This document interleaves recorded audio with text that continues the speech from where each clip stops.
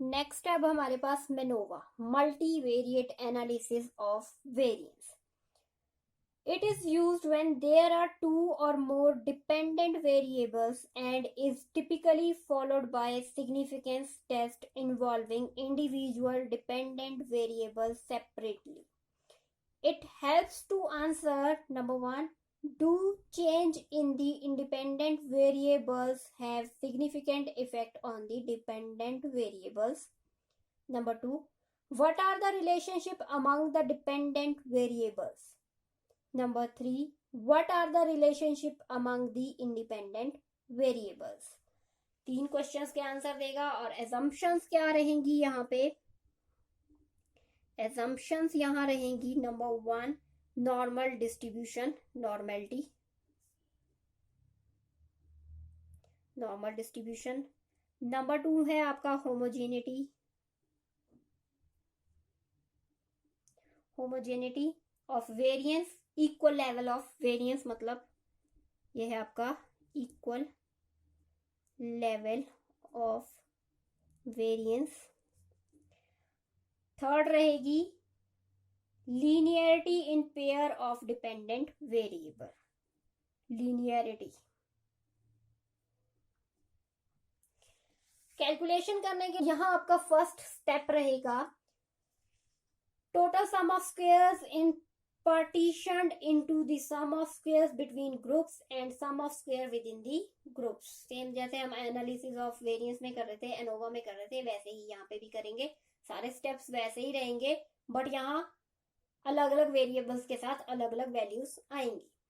तो यहाँ आपके पास फर्स्ट स्टेप में आप करोगे sum of square of total आपने निकालना है. तो sum of square between groups plus sum of square within group आप निकालोगे. इसके थ्रू आपको एक वैल्यू मिलेगी. उस वैल्यू का आप कंपैरिजन करोगे अपने एफ टेस्ट की टेबल से. एफ टेबल से कैलकुलेशन करने के बाद आपको ये पता चल जाएगा कि आपकी हाइपोथेसिस एक्सेप्ट करनी है आपने या फिर रिजेक्ट करनी है. तो यहाँ डाटा का जो डिजाइन रहता है वो बहुत अजीब सा रहता है. इसे मैन्युअली सॉल्व करने में बहुत टाइम लगता है. तो हम इसका थोड़ा सा डाटा का डिजाइन देख लेते हैं. और कैलकुलेशन सेम आपकी वैसे ही है जैसे आपकी एनोवा में रहती है, बट हाई लेवल की हो जाती है. वहां एक ही इंडिपेंडेंट वेरिएबल था, यहाँ पे ज्यादा है. जो आपका डाटा डिजाइन फॉर मेनोवा रहेगा वो कुछ इस तरह से रहेगा. एनोवा और मेनोवा दोनों सेम से ही है. एनोवा में आपके पास एक क्राइटेरिया होता है, यहाँ एक से ज्यादा क्राइटेरियाज रहेंगे. मान लीजिए आपके पास इंडिपेंडेंट वेरिएबल 2 है, independent variable 1, independent variable 2. Independent variable 1 and independent variable 2 भी फर्दर डिवाइड हुए हैं. आगे इनके भी सेगमेंट्स बने हुए हैं. मान लीजिए इंडिपेंडेंट वेरिएबल 2 के 2 सेगमेंट्स आगे डिवाइड हुए हैं, फर्दर डिवाइड हुए हैं.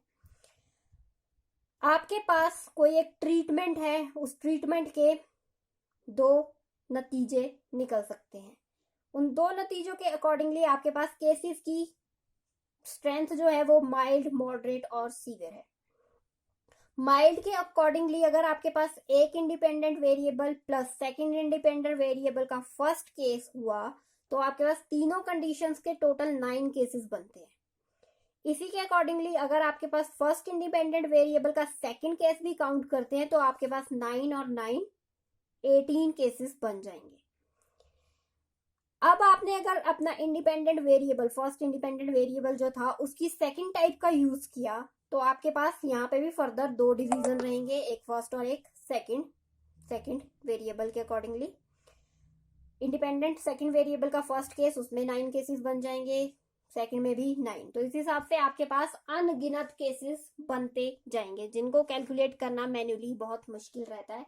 तो हम जो मेनोवा की कैलकुलेशन रहती है वो जनरली SPSS के थ्रू ही करते हैं. मैन्युअली हम इसे कैलकुलेट कर नहीं पाएंगे, हमें बहुत ज्यादा टाइम चाहिए.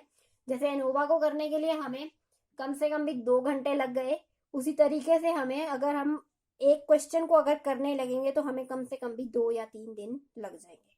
मिनिमम टाइम भी लेके चलो तो कम से कम भी एक क्वेश्चन को करने के लिए आपको 2 घंटे चाहिए हैं. तो मैन्युअली इस क्वेश्चन को करना थोड़ा मुश्किल हो जाता है. इसके स्टेप्स सेम आपके एनोवा के स्टेप्स की तरह रहेंगे. पहले आप बिटवीन सैंपल्स निकालोगे, फिर विद इन सैंपल्स निकालोगे। वहां आपके पास सिंगल सैंपल्स रहता था, यहाँ पे आपके पास डिफरेंट डिफरेंट सैंपल्स बनेंगे। जितने आपके पास इंडिपेंडेंट वेरिएबल होंगे, डिपेंडेंट वेरिएबल होंगे, उनके अकॉर्डिंगली आपके केसेस उतने ही ज्यादा बनते जाएंगे।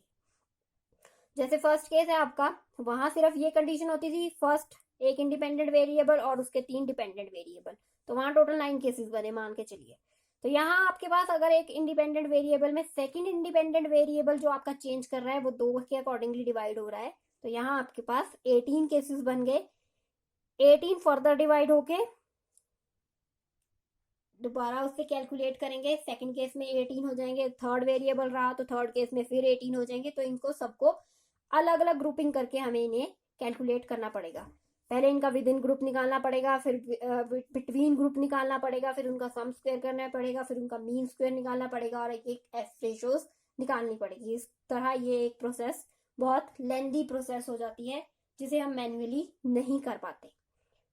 सो होप सो कि आपको समझ आ गया कि मैनोवा का डिजाइन एनोवा की तरह ही है, बट उससे बहुत ज्यादा वाइड रेंज में फैला हुआ है। इसी की तरह हमारा चलता है एनकोवा। एनकोवा कोवेरिएट हो जाता है आपका, एनालिसिस ऑफ कोवेरियंस।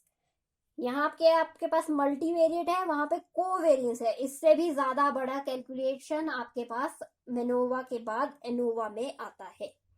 सबसे छोटा एनोवा, फिर मेनोवा, फिर उसके बाद सबसे बड़ा एनकोवा। तो उसकी कैलकुलेशन भी करना हमारे लिए पॉसिबल नहीं रहता है।